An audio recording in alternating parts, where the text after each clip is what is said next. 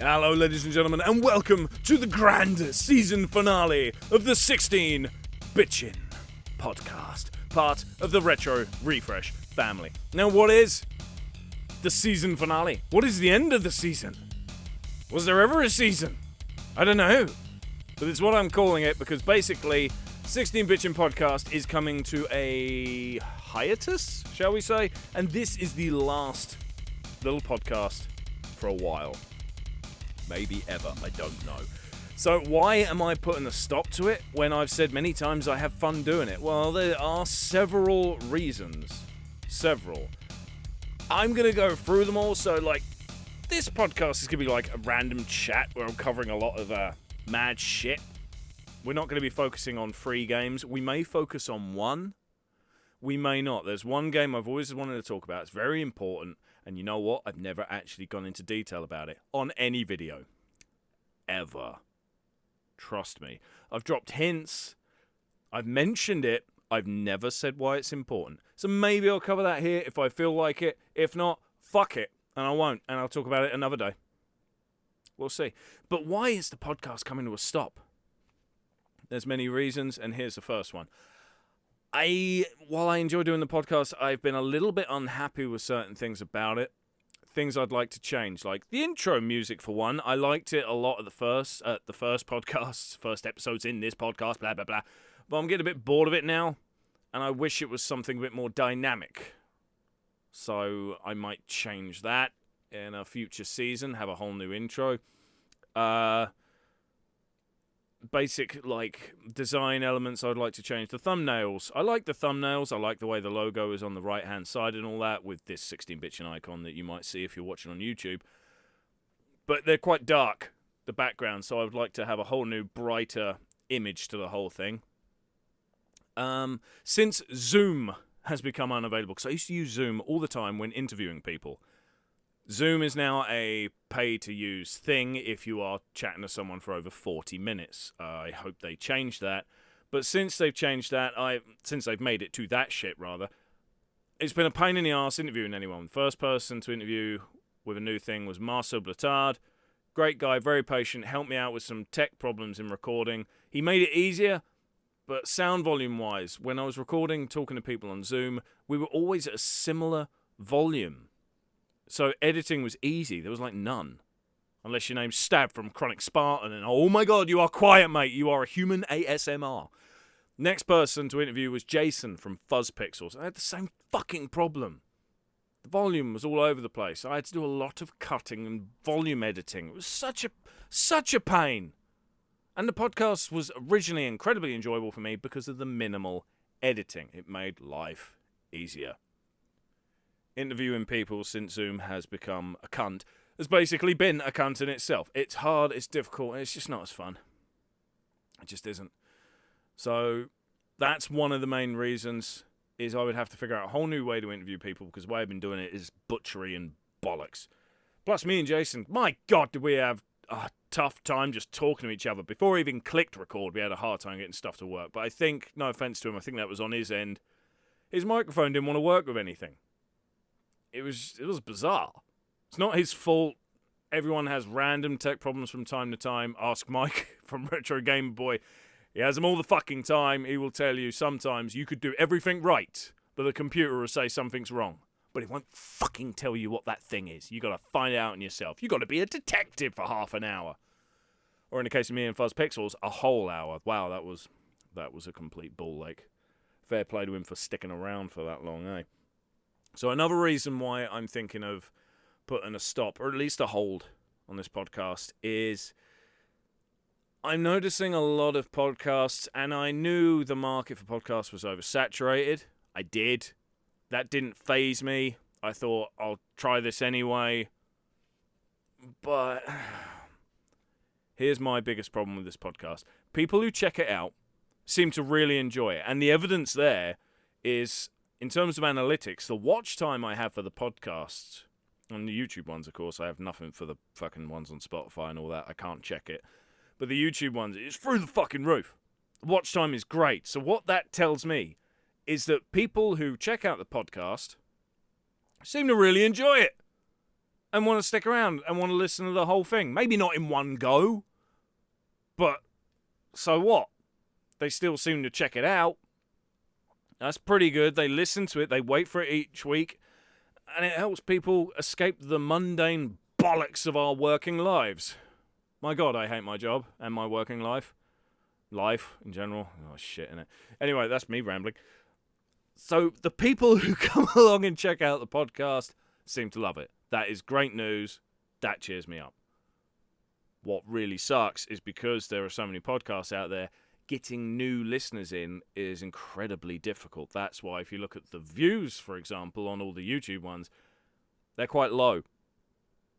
And it doesn't make me think, oh, the views suck, therefore there's no point doing this. No, because you ask a person like maybe Mike again from Retro Gamer Boy, because he's analytically clever and I'm a thickie. He'll tell you if the watch time's great, you keep doing it. He would advise against me stopping this. He would. But I don't care because the numbers don't count. They don't matter. Only reason I'm using them as an example now is it's a great way of saying those who have heard the podcast enjoy it. Problem is getting people to listen to it in the first place. You see what I mean? I'm not very good at social media. I'm not very good at sharing my product. Is that the correct word? This and stuff. I'm not very good at sharing it around. It's also a big reason why the channel has never had that many subs. I can't be fucked with sharing every video in a dozen fucking places and pissing around and shoving it down people's throats on Reddit. I've never been about that. I hate it. That would be considered a failing on my part because I'm not trying to promote my own material enough. I don't care. I hate doing it. It's not fun. If you want me to quit YouTube, that's the guaranteed way of me doing it, making me have to do that kind of bollocks for every single video. I don't want to do it. And the podcast is not failing, but not succeeding as much as I feel it could if I did do that shit. So, yeah, it's kind of a pisser, isn't it? I mean, I've always been happy with the format of the podcasts. Interviewing people and then picking free games to talk about. Modern, retro, indie.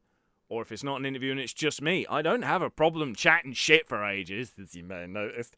And covering just 3 games stops me rambling too bloody much, and I can still cover all the key points of it. If it's a game I'm really passionate about, goddamn, shutting me up is hard. So it's better when there's only 3 games to talk about. Plus, I don't think a podcast should ever be over like an hour and a half. You see some podcasts that are like 2 hours long. It's like, ooh. You should work hard for entertaining me for that long is all I can say. Mine, what's the longest one I've ever done? An hour and 20 minutes? That was an interview one, I think. On average, an interview one goes for an hour to an hour and 10 minutes. On average, one that's just me is 40 minutes to an hour.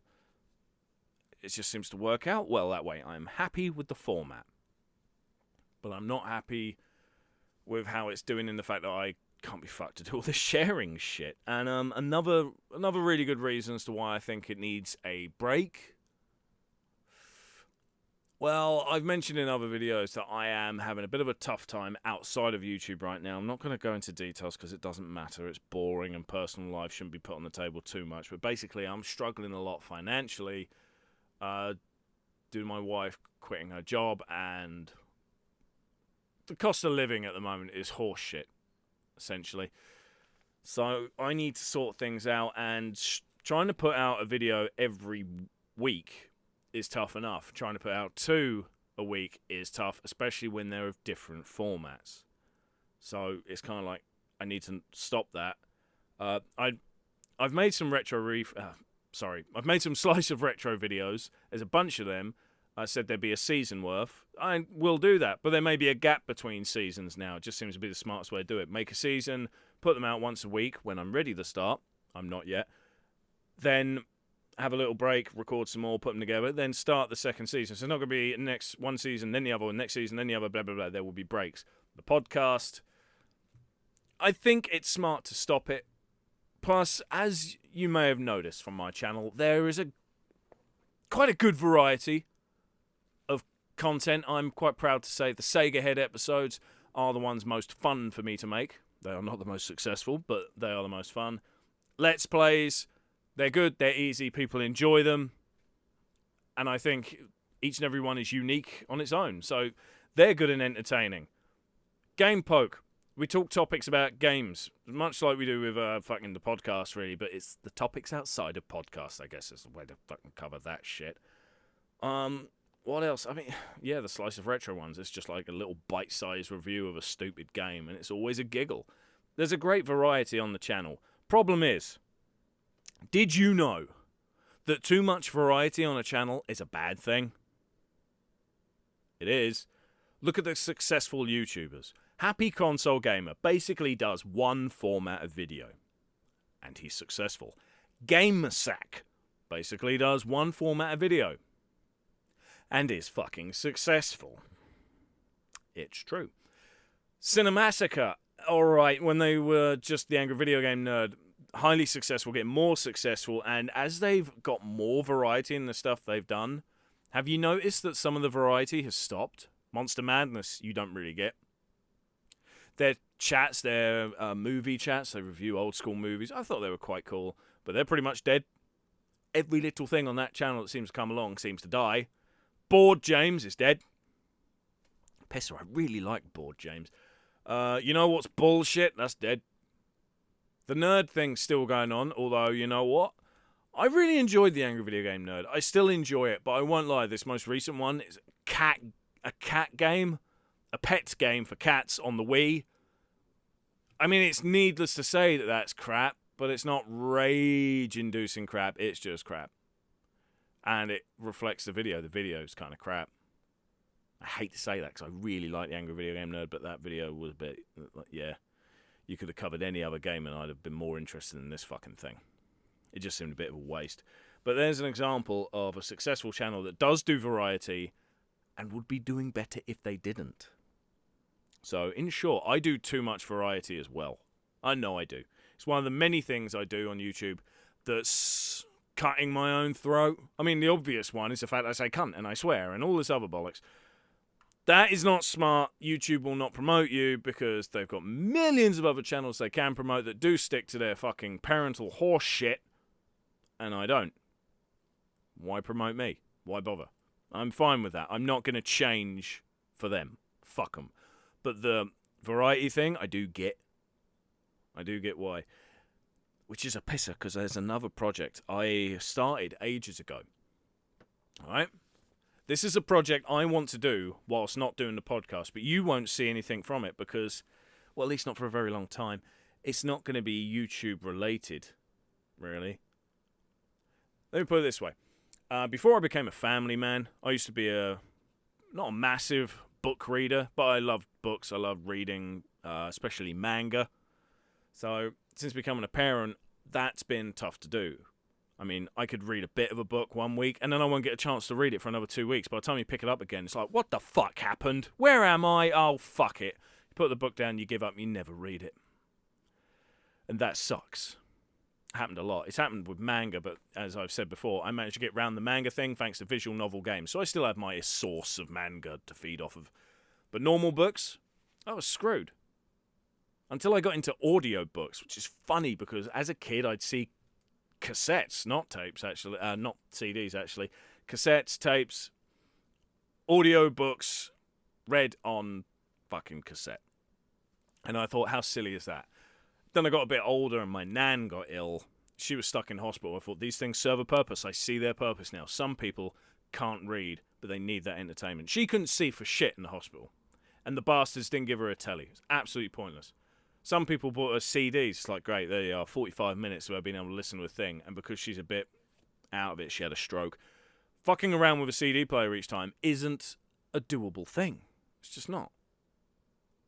I got audiobooks on CD, which were good in the fact that it's more to listen to for longer, but she still had to fuck around with the CD.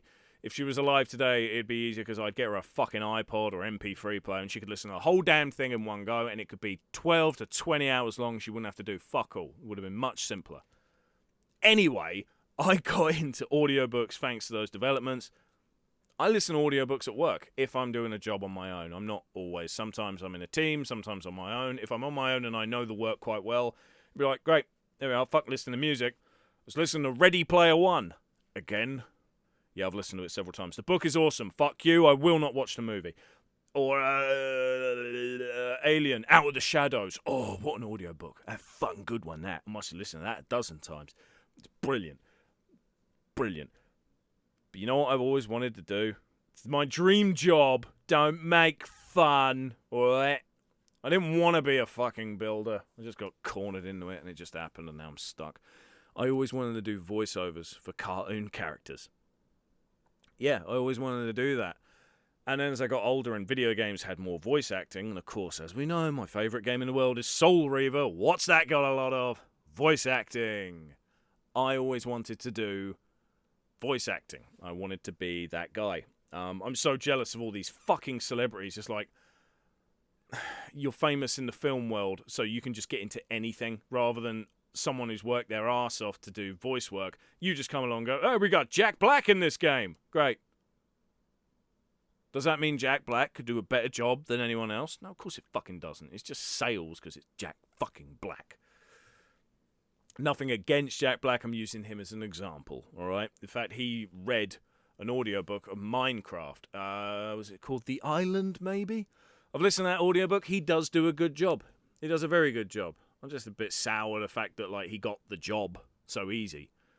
Now, don't get me wrong. I'm not one of them people to go, you're just jealous because you can't get the job. I've never tried, so I'm even more sad. I don't have the self-esteem to try to get my dream job. I'm a twat, I know. And I'm sure some people out there would even say that I'd probably be able to do a few good voices. I can do many different voices. I can't do every accent under the sun, but I can do a good few. Here's the thing I would love to do. I started the project a little while ago. Alright? Get ready. We're circling back to Soul Reaver. Now, my good friend Tom of Do You Nerd told me, in confidence, that he had once tried writing a book. And it was very interesting to me. I thought, why have I never tried that? And it was very interesting, as I say. I'm not going to go into detail about it because it's not my place. It's his fucking project. He either does something with it in the future or he doesn't. It's entirely his choice. I'm not going to spoil things. I'm just going to say he was kind of the inspiration for the start of this. And I thought, there are a lot of times when I've finished a book on Audible, audiobook on Audible, and I haven't been able to figure out what the fuck I want to listen to next. So you go in the search thing, you just think, let's just type stuff. Alien, what books have I not listened to? Oh, this one. Yeah, okay. This one. And you start typing in random shit like Sega. Oh, there's some books on Sega. Trust me, I've listened to them, alright? I'm done on them, I've listened to them. Gaming history. My god, I know a lot of gaming history via all the gaming fucking history books. I thought, wouldn't it be cool if there was a Soul Reaver book? Taking all the story of the first game, adding bits, and turning it into a full-fledged book. One day, I had to take the missus to work. This is when she did evening shifts. There was an incident where she didn't feel safe going home on her own. I said, all right, I'll wait in the car. She says, what about the kids? They're in the car with you. Oh, like they give a fuck. Kids, you can play your Switches. Hey! And then they don't talk to me for an hour and I'm just sat there. Like, I didn't bring my Switch. Fuck. Did bring my phone. And I have I got it afterwards, so I had to use the fucking touchscreen keypad. Oh, that must have been painful. Can't remember that one. But I started writing a little piss around blueprint for the story of Soul Reaver, and I started putting it together and all that, and I thought, what I'm essentially doing isn't just writing a book. What I'm writing is an audiobook. This is intended to be audiobook first, and I want to do the voices of the fucking characters. All of them. And some of them will be harder than others, like Ariel, that's a female's voice. I just have to put it on the best I could, but like if we're talking someone like Kane, the Vampire King Kane, I know I could do that. In fact, hang on a minute. We have a little drink, wet the old whistle, and then I'll have a go at a few quotes of Kane. Here at last. I must say I'm disappointed with your progress. I imagined you'd be here sooner. Tell me, did it trouble you to murder your brothers? Eternity is relentless, Raziel. When I first stowed into this chamber centuries ago, I did not fathom the true power of knowledge. Our futures are predestined. Mobius foretold mine eons ago. We both play out the part fate has written for us. Free will is an illusion. That's just off the cuff. If I practice more, I could do better. Trust me, that's not my best, but I know that I can do good. I know I can. And a little while ago, I wanted to prove it to myself that I could. I thought, rather than just off the cuff like that, where I haven't been practicing the voice and getting into part just off the cuff, I thought, for a day, I'm going to go around and talk like Raziel and try and get into that character. And then I will record some bits from the game, not just from my book that I started work on. I will take a bit from the game, word for word. Then I know I can nail the pronunciations and all that other stuff. Then I will do something that's much easier to me, because some of you might know that I did black metal for a while. So I picked another character from the game called Melchiah. Melchiah's voice is much more messed up. That's easy for me. That one is. So I thought, let's take a portion of the game and reenact that. And see if I can make it so it's all focused on the audio. What I'm about to play for you is a little demo I made a while ago. I showed it to the fellas of Retro Refresh, and they were very kind and very positive about what they heard. They said I should do something with it. And this was ages ago, guys. This was like fucking a year to 2 years ago. This project doesn't move because other projects keep getting in the way. And the podcast is one of them. So get ready. Here is a snippet of what I think I could do with an audiobook. Remember, this is nothing new in terms of dialogue. This is a straight cover of a bit from the game. This is when Raziel first encounters Melchiah. Here we go.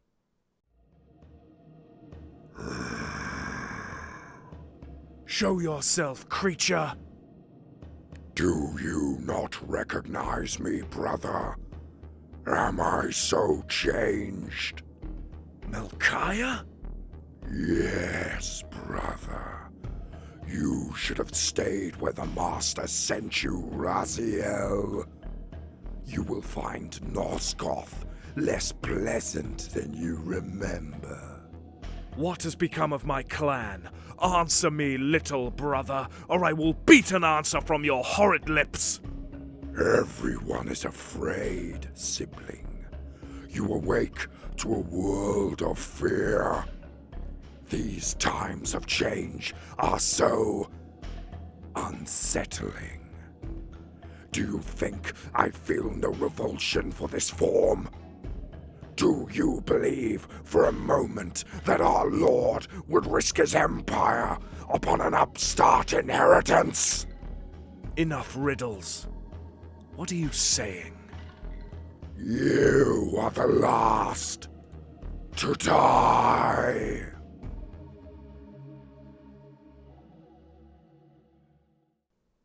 There you are.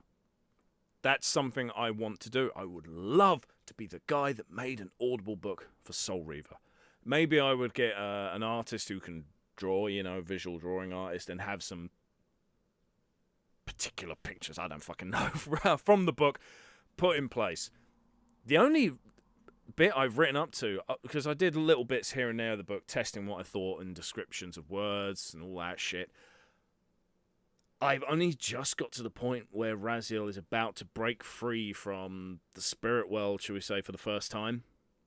That doesn't sound very far at all, but you got to remember, I'm not just writing what is said through the game, I'm adding details. What the environment looks like, how it feels, like the pain Raziel might feel throughout his wrecked body when he gets up. Is there any pain? Does he feel anything? The sort of sensations that a game cannot cover because the game would go on for too fucking long.